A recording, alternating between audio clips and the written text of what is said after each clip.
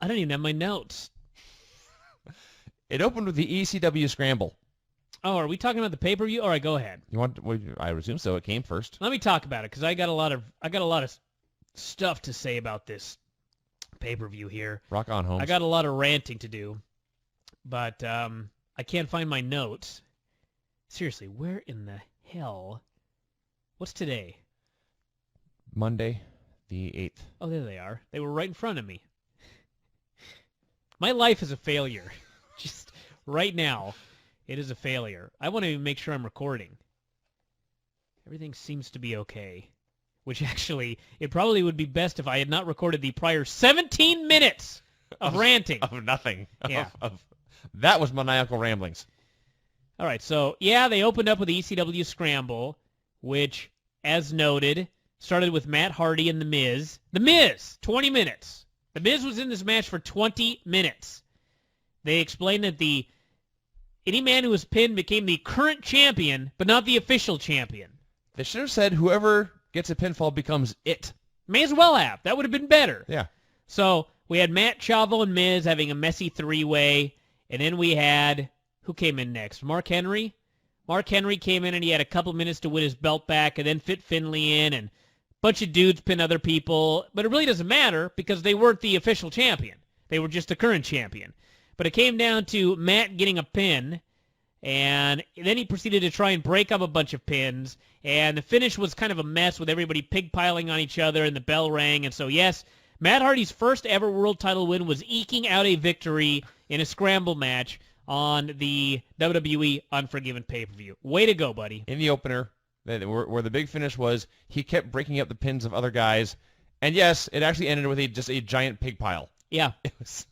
It was very messy.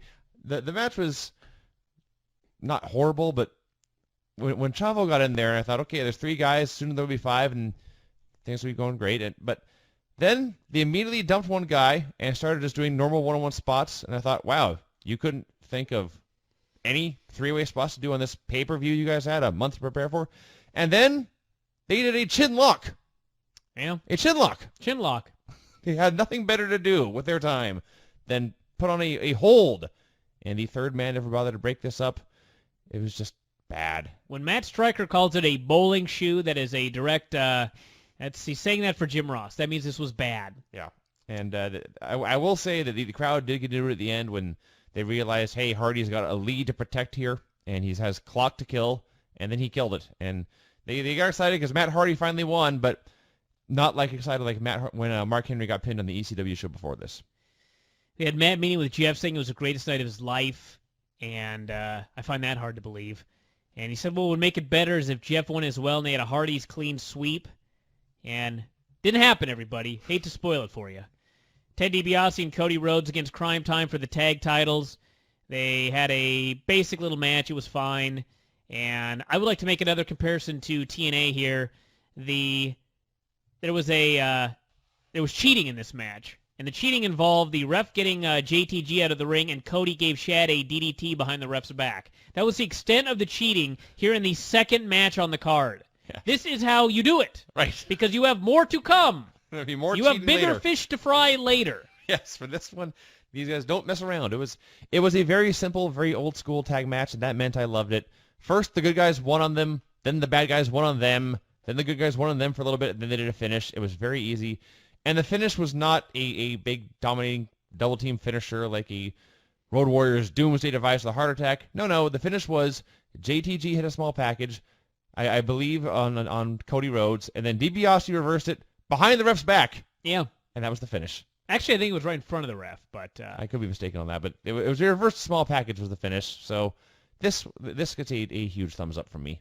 And then they got in a brawl, and a dude who appeared to be an indie guy dressing up as Umaga on Halloween hit the ring. They called him the Mysterious Violent Stranger. If I ever start a rock band, we're going to be called the Mysterious Violent Strangers. And he helped the heels clear the ring. Then we had Seriously, Mysterious Violent Stranger. That's what he was called. I know, I was there. The Mysterious Violent Stranger. Then we had Jericho against Michaels, unsanctioned match. Only way to win via pinfall or submission. Brawled at the bell. And Jericho wore his wrestling gear. Shawn was in his jeans, tank top, and cowboy boots. Always a great look. It is a great look. And Jericho's wrestling gear, by the way, he had new gear. You recall when he came back, it was the big Save Us campaign. His gear now says Save Me. Yeah. And it is in black and powder blue and silver and looking quite fabulous.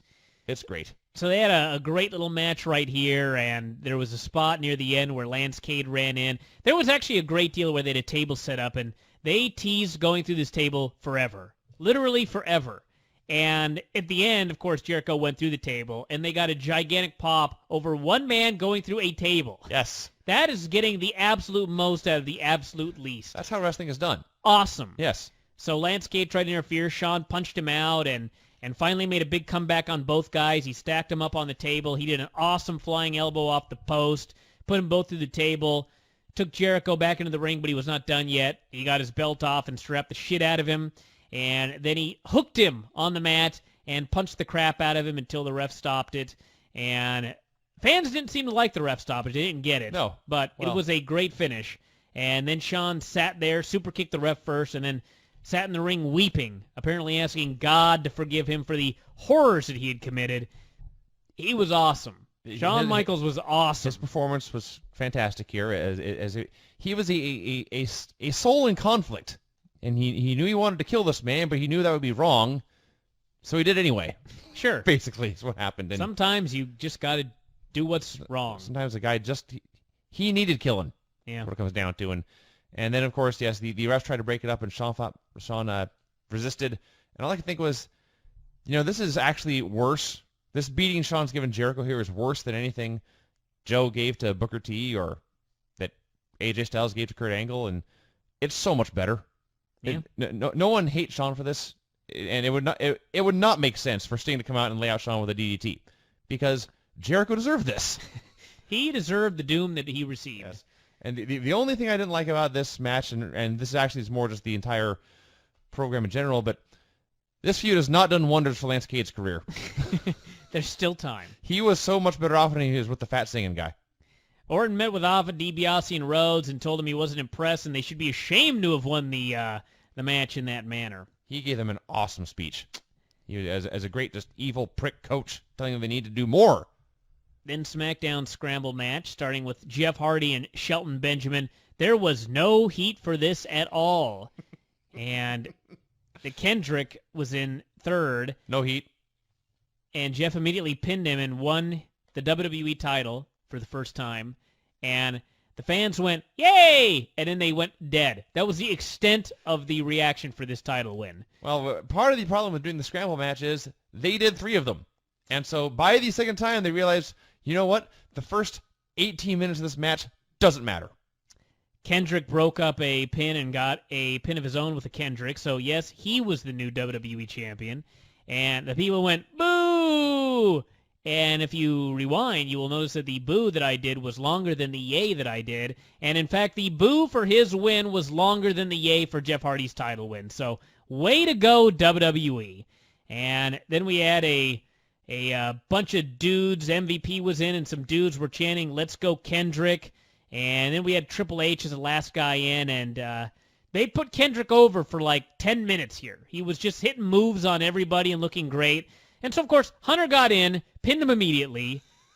Jeff then pinned MVP immediately. And then we had Kendrick getting pinned over and over by various guys and ended up with, I guess, Jeff was the champion. They did a stacked-up superplex spot. Jeff went up top and hit Shelton with the senton. Hunter pedigreed MVP. And so Jeff had a choice. Actually, there was no choice. Jeff had one thing he needed to do. That was break up Triple H's pin. That's all he needed to do. He was the champion. Instead, he chose to make a cover. Why the fuck would you make the cover when you're already the champion? When you're already it. Because he's stupid, is the answer. So Hunter outsmarted this dipshit, won the title, and ended up leaving with the belt. And Jim Ross apparently screwed up and said it was his 13th reign, and apparently it was only his 12th, as we learned on WWE.com. But so to recap, Hunter on SmackDown said this match would be, and I quote, a cakewalk. Said he was not going to lose his title. Said he would be champion for the entire century. Said all of these guys were geeks. The match comes along. Hunter did in fact prove all these men are geeks. I will not lose my title this century. And Jeff Hardy, you, my friend, are a dipshit. That is what was proven here. Way to go, Triple H. Fine performance. It was Kendrick's first, second, and I believe third loss since his new push. Everyone got pinned once except, of course, Hunter. And of all the guys in the ring, who didn't even get one fake run as the champion? Why, that would be MVP. Yes. MVP didn't get a single fake championship reign, and he got pinned for the finish. So, that guy's fucked. I don't think Shelton got one, although there are a lot of pins in this. This one was much harder to keep track of than the ECW one. But regardless, I had now seen 2 of them and was not blown away, and was not thinking, I can't wait for the third. Grisham interviewed HBK, who said he was going to go home, sleep in his wife's bed, clean his kid's room. But everybody would know by the look on his face what happened tonight. And he said he was content but not satisfied, and he did not have a sense of closure. Said he'd do this to Jericho every night for the rest of his life if he could. Jericho had awoken something inside him that he did not think he could control and maybe did not want to. And he said for Jericho, the worst was yet to come. And Shawn's going to battle with the devil. And the worst was yet to come on this show, as we had Michelle versus Maurice. Awful! An awful battle. And Michelle won with a front suplex. Horrid! What I have written here, and I'm not making this up, fans are not accepting of this. Wow, true. Vince.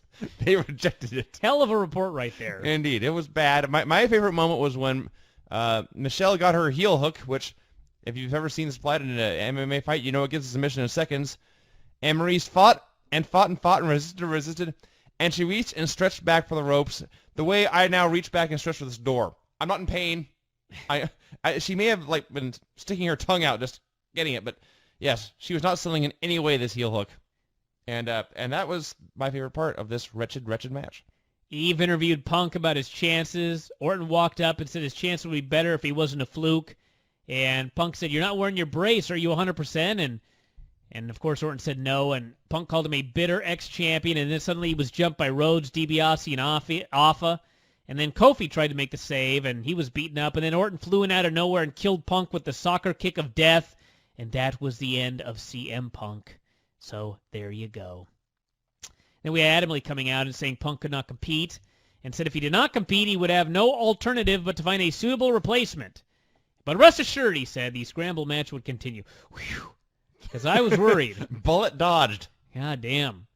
Jolly Big Show came out and cut a promo. He said hi. Yeah. And he wanted everyone to vote for him to be in the Scramble, even though the Scramble was over. I don't know what the fuck he wanted. Anyway, Vicky came out and yelled at him, told her to get out of the ring, and called him a big dumb giant. And suddenly Undertaker's music hit, and the Big Show was abso-fucking-lutely hilarious, laughing like a madman, holding his belly. They brought out a coffin, and he pointed his belly as if to say, "You are going in there!" Point to her, point to the box. Point to her, point to the box. Yes. And then Taker appeared on the big screen, and as a gentleman, he said, "Listen, you are going to go to hell burning in that casket. Now, are you going to do it yourself, or do I have to come down there and strangle you and put you in there?" And the answer was he had to come down there. And then, of course, when he did, Big Show beat him up. I have no idea how people didn't see this one coming. They did, because no one reacted at all. Well, they didn't react for anything on this fucking show. Yeah. But it went on forever. There were boring chants, and Big Show needed to turn heel. This did not need it to go this long. No. He beat him and beat him and beat him and forever. We started to fast forward. Stop. He was still beating him. Okay, we get it. You've punched him. You're big. Understood. And then the big finish. I actually wrote down because I figured Taker would go in the casket and take the casket away, and then Show knocked the casket over. I thought, well, what's your finish now? And apparently they didn't have one because they just kept fighting and fighting and fighting. And then finally Show held Undertaker up, and Vicky Guerrero slapped him across the face, and then she turned and she spat in his face. And that was that. Devilish woman. Yeah. Then we had the world title scramble. Not good. Oh, you're wrong. Batista and JBL started. Yeah. JBL, 20 minutes. What a battle they had. Long figure four in like the first 2 minutes. JBL got sent to the Preceded by his sleeper hold, by the way. Kane was in next. Yeah. I was when the countdown, they didn't have a clock on the screen for these matches until they didn't have a clock up there until they wanted one. But well, let me say something. They had a clock for the last minute. Mm-hmm. Fine. They did not, however, have a fucking graphic telling us who was the champion at any given time. No. Now, if you left the room to get a hot dog or a cookie or whatever it might be, you would return and have no goddamn idea who the champion was at the time. Right. Worse, you and Craig both at one point asked me, who's the champion right now? In fact, you asked that in several of the matches. And we hadn't left. Bad. Yes. How expensive are graphics? Not. They're not. At all. They are, in fact, free. Yes. So use them. Yes, please. So, yes, as Dave, Batista, and JBL spent 5 minutes exchanging finishing rest holds such as sleepers and figure 4 leg locks, and I was laughing. And the countdown came up saying, in 10 seconds there'll be another guy. And I just thought to myself, it has to be Kane. It has to be Kane. It has to be Kane. And then Kane's fire went off, and I have never been so happy to see fire in Brimstone. I got to see Kane, JBL, and Dave in a 3-way. Bad. It was bad. And, of course, Ray came in and I forget who it was, but I just wrote down, that is not how you're supposed to take a corner. Batista. It was just Batista. That's right. He whipped in the turnbuckles and virtually turned around, came to a complete stop, and then just leaned his ass in. Remember when Avalanche and Big Wood did that match? They may have hit the corner harder than Batista did here. And they were walking from corner to corner. They were I remember Big up. Wood. Was it another fat guy or was it Avalanche? It was Avalanche. Avalanche and Big Wood. I remember Big Wood went to hit an Avalanche, and he set up at the corner, and he went to the opposite corner, and he started to run, and he was running for actually 2 steps, and then he just walked over and leaned into him. Awesome. That was awesome.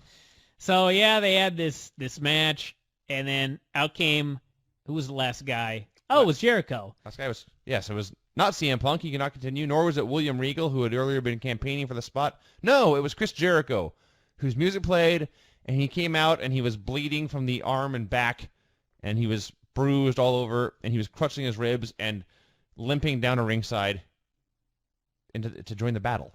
The battle. So anyway, that was that, and ended up with Ray trying a springboard. Dave caught him in mid-move and power-bombed him, and in the meantime, Jericho covered Kane, who had taken a spine buster from Batista earlier and been pinned, and Jericho ended up pinning Kane with 8 seconds left, and that meant that Dave got screwed out of the title yet again. Chris Jericho, the new world champion, and Dave's reaction to all of this was awesome. It was. His back was turned. He was dealing with Ray at the time. He turned, and the bell rang, and Jericho's music played, and he froze for a minute, and then I believe he just shouted, "What?"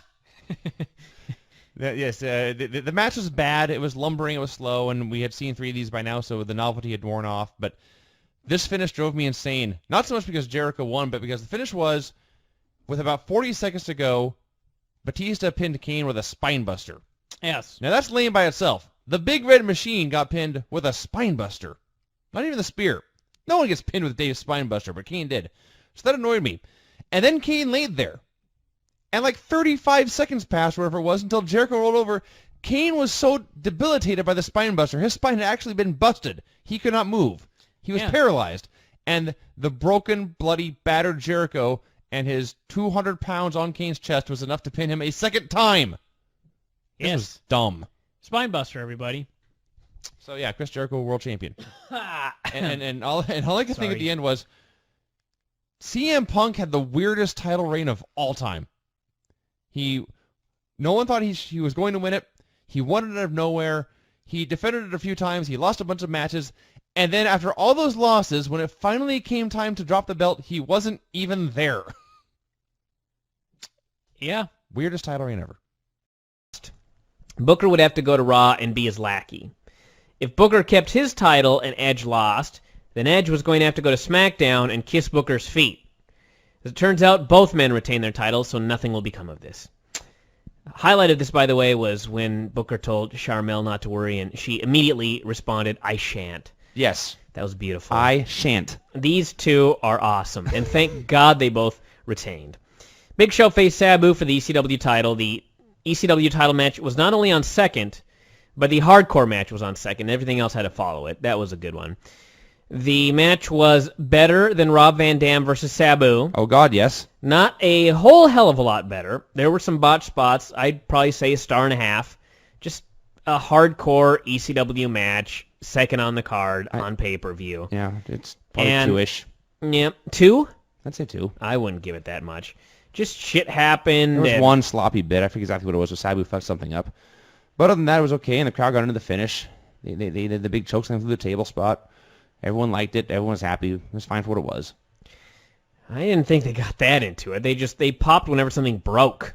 Sort of like a Pavlovian. That may be a fair critique, but the best spot of all was, instead of just putting Sabu through a table, the Big Show went out of his way to bring the steps into the ring. He took them apart.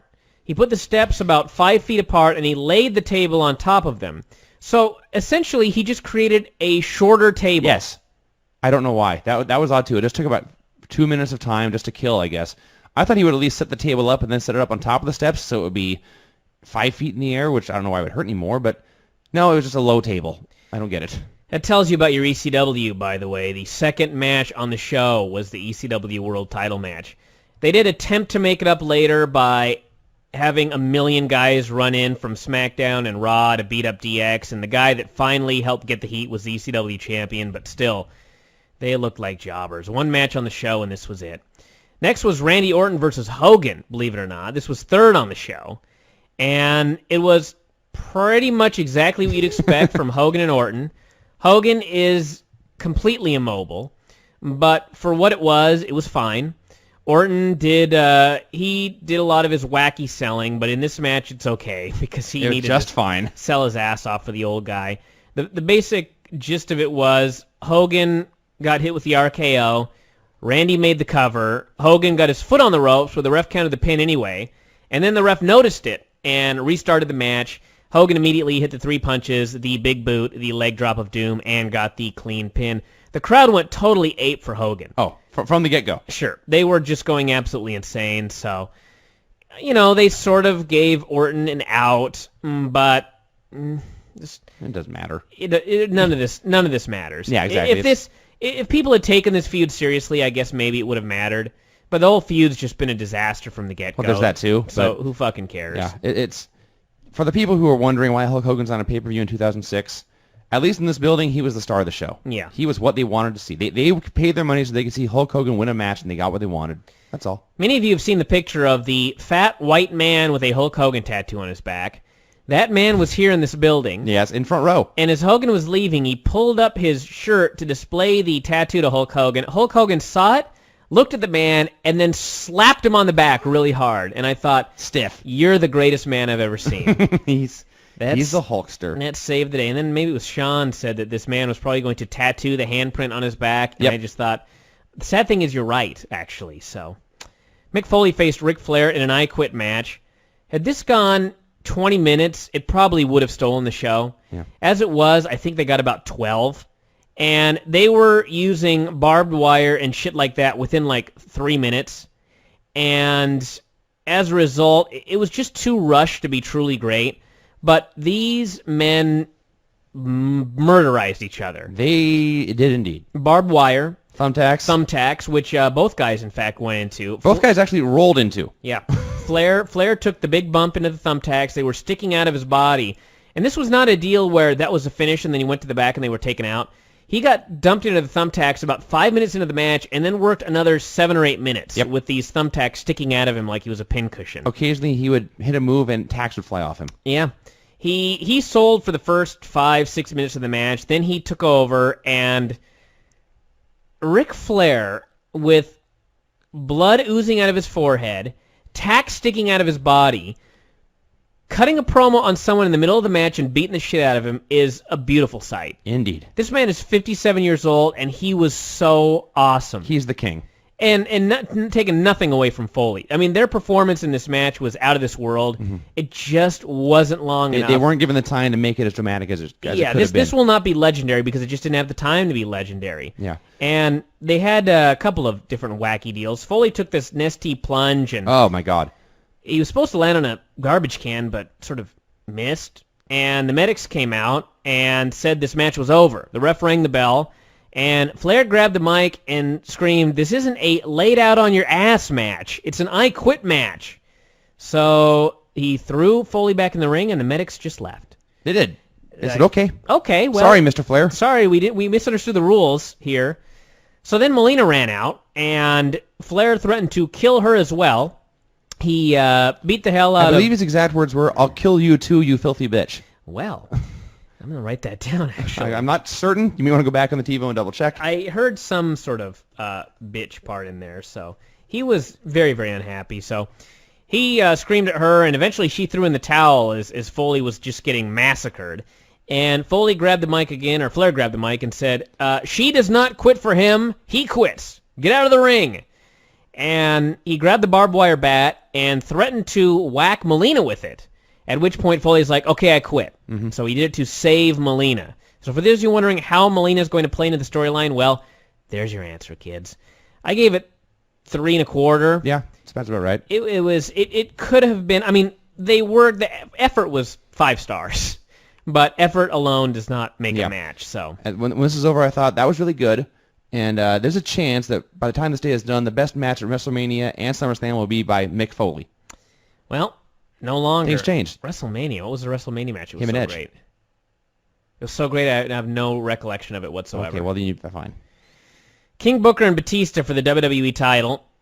JBL made mention of the photo shoot fight they had, and that's pretty much all I said about it. There were a lot of boring chants. This was, It was boring. It was a SmackDown TV match is what it was, with a shitty finish. They did this little wacky match. Batista looked horrible. Booker didn't really do much to make him look any better. Crowd hated the... I don't say I want to say they hated the match. They were not into the match. A couple of same old shit chants. Finally, Batista went for the Big Dave bomb. Sharmell jumped on his back, and the ref just DQ'd him. Just like that. That was the end. The cheapest, shittiest finish. And then Big Dave went to lay him out with the Big Dave bomb and fucked it up and had to herk him up again. And at least when he saved the move, people cheered. Like, he almost fucked it up, but he saved it. Again, probably 1.5 star. Absolutely forgettable match. Yes. And I've already forgotten most of it. DX faced the McMahons. This was good, I guess. For what it was, it was good. They started out with 1 million men running in from the... SmackDown brand. First the Spirit Squad ran in. They were quickly disposed of. Immediately. Yes. Then it was Ken Kennedy, William Regal, and Fit Finlay. Sure. They all ran out, and they were all quickly disposed of. They actually beat on DX for a while before getting overwhelmed, but they still killed SmackDown. They killed SmackDown. I thought this was worse than killing Big Show by putting him on second on the card. So this is probably the 3 top heels on SmackDown aside from Booker, and they had a 3-on-2 advantage and were still humiliated. So finally, Big Show came out, and then all the heels destroyed DX about 5-on-2, and they left. Hunter sold it like he'd been killed. Show put him through the table with a choke slam. So Shawn worked the entire match with Vince and Shane, and Vince did not look horrible. He didn't look any good, but I've seen him look a lot worse. Yes. And most of it was because Shane was doing all the work. But Vince had a couple of spots. They did a bunch of old school finishers. They did the heart attack. They did the demolition move, and then they went for the Doomsday device. Yep, and Vince played the Power Man on all 3 moves. Vince McMahon squatted. He did. He squatted Shawn Michaels up on his shoulders and got him up there fine.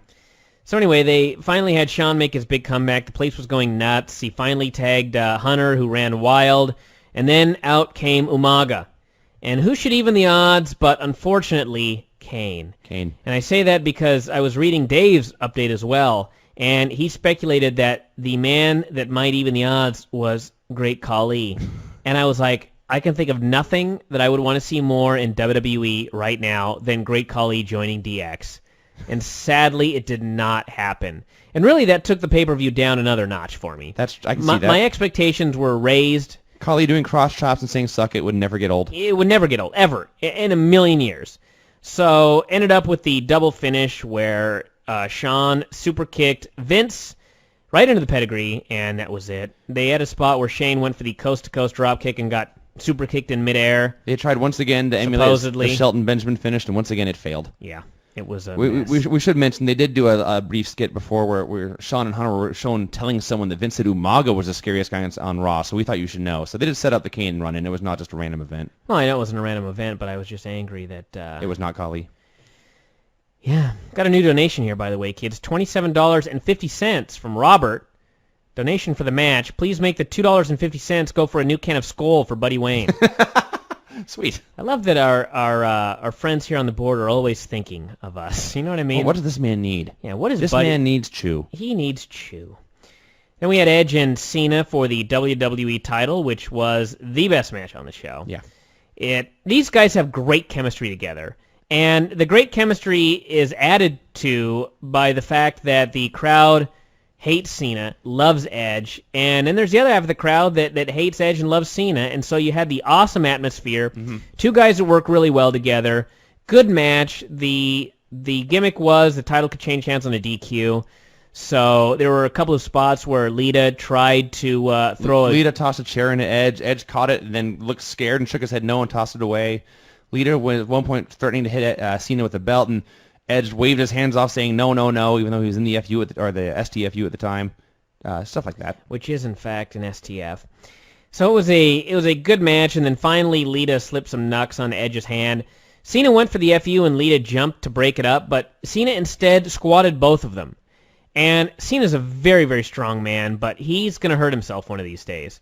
He's doing too many of these. It's always like, we'll try and FU the fattest man in the company. We'll try and FU two people. Something's going to happen. It's inevitable. The thing on this one was he had a grip on Edge, but Lita was just hanging on top, and he had no control of her at all. So he just had to kind of throw her with just an explosion upward. And he got it done. I liked how that was not a DQ.